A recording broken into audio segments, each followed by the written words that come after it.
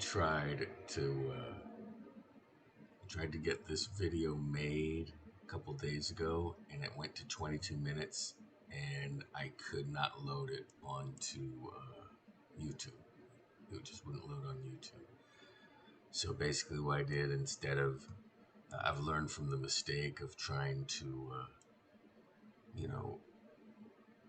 basically comment on what I'm doing as I'm doing it. I was literally creating all these faces as I was going along, and it just took too much time. So basically, I just have these prepared models that I'm going to talk about now, and talk about the evolution of my technique for making heads and faces, human heads and faces with Tinkercad. First of all, this is stop number one. This is basically what every kid that tries Tinkercad does. You take this default shape, this default sphere, you stretch it, change the color, and then you basically duplicate the shape of the head for the nose. You basically duplicate the shape of the squashed sphere, and make it go horizontal, and duplicate it to make ellipse. Then you take some eyeballs, and you basically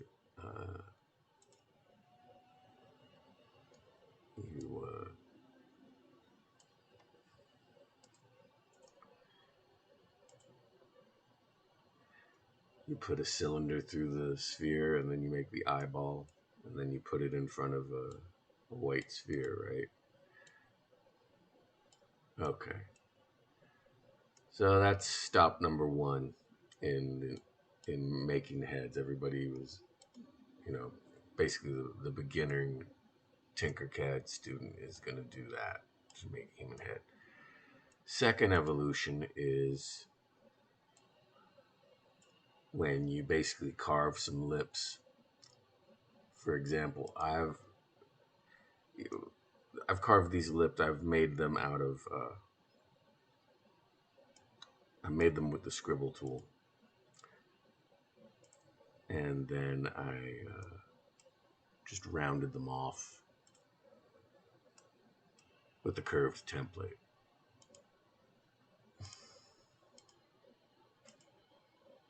Okay. The important thing about this phase is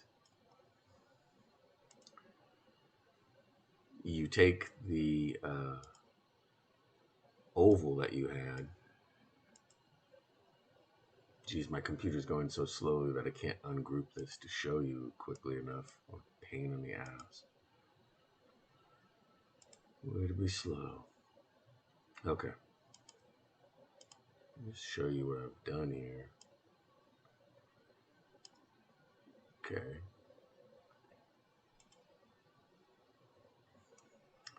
Okay. So you see that I've taken ovals and made them into whole templates to get the shape of the eye. And then you're going to see that I took a square here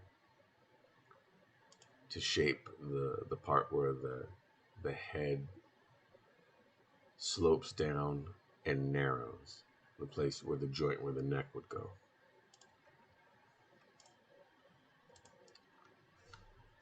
And then took a squashed cylinder to cut out a place for the lips to go.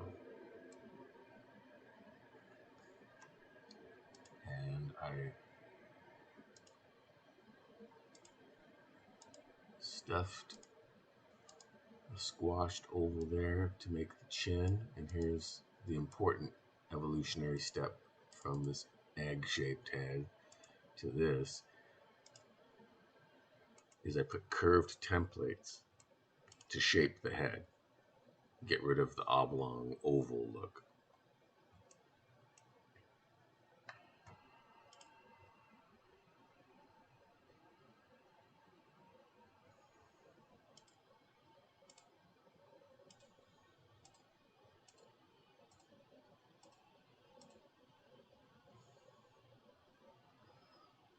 Now another evolutionary step up from the first thing is the eyes that I made for this.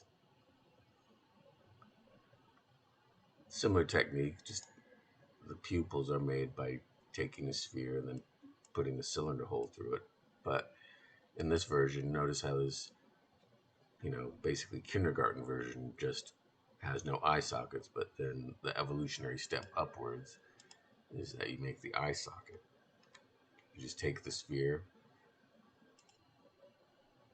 and you put a squashed square to cut out the space for where you're going to stuff in the pupil.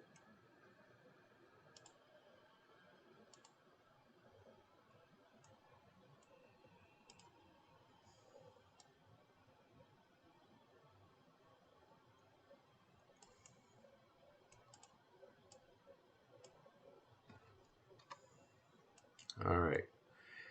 And another evolutionary step with this one right here is when you take the nose. Okay.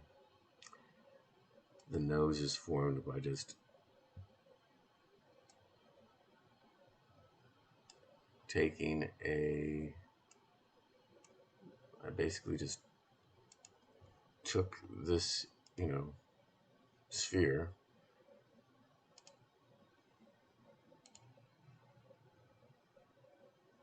and shaped by putting this cone-shaped hole over it.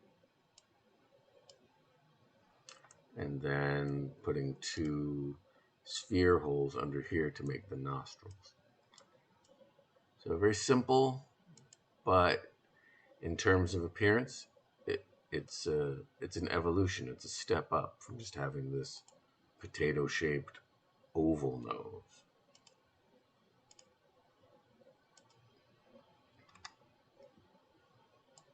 Okay. And I want you to notice here how you have that crystalline geometrical pattern. Okay. Everybody who just starts in Tinkercad is just going to grab the default shape, right? And let's look at the default shape. It is, I don't know how many bits it is, I forget, but, it's grainy. Okay.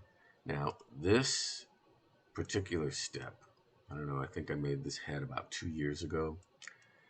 This step in the evolution, you notice he still has the grainy head. He has grainy cheeks, but his cheeks have been wave duped to get a shape. So, for example, let me just sort of try to recreate what I did there. I did a shape like that, grouped it, and then squashed it, and then made it jut out to represent cheekbones. Okay? So you notice the pronounced cheekbones compared to this step in the evolution. And then, of course, got the eyelids and some eyebrows. And this is a nose that I believe was just, typical oval, and then just put more shaping on it. Now, what's interesting about this version is I didn't form lips and add them on. I just used curved templates to make the lips, and I'll show you that.